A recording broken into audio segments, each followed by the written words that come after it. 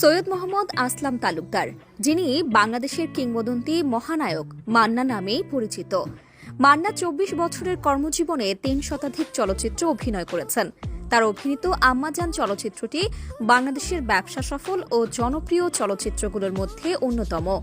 প্রয়াত মান্নার সাথে সম্প্রতি বিএনপির চেয়ারম্যান তারেক রহমানের একটি ছবি ভাইরাল হয়েছে।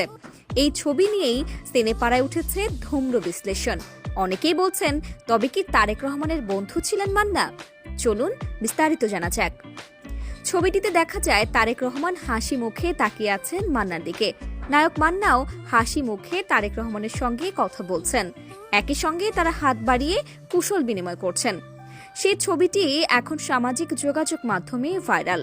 ছবিটি নিয়ে জানা যায়, সেদিন বেশ কিছু সময় তারেক রহমানের সঙ্গে কুশল বিনিময় ও কথা হয় ঢালিউডের সেই সময়ের আলোচিত নায়ক মান্নার।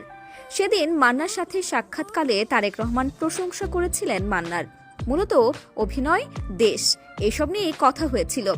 তারকাদের রাজনীতিতে এসে দেশের সেবা নিয়েও কথা হয়েছিল। ছবিটি ২০০২ সাল পরবর্তী সময়ে পহেলা বৈশাখের একটি অনুষ্ঠানের। সেদিন রমনার বটমূলে বর্ষবরণ অনুষ্ঠানে গিয়েছিলেন মান্না। সেখানেই তারেক রহমানের সঙ্গে দেখা। তারেক রহমানের সাথে কেমন সম্পর্ক ছিল মান্নার? জনশ্রুতিতে আছে, তারেক রহমানের সাথে মান্নার খুবই বন্ধুসুলভ সম্পর্ক ছিল একে অপরের প্রতি সম্মান। মান্নাকে রাজনীতিতে আসার প্রস্তাব জানিয়েছিলেন তারেক রহমান, তবে মান্না সেভাবে রাজনীতিতে আগ্রহী ছিলেন না। সেদিন তারেক রহমানেরও প্রশংসা করেছিলেন মহানায়ক মান্না।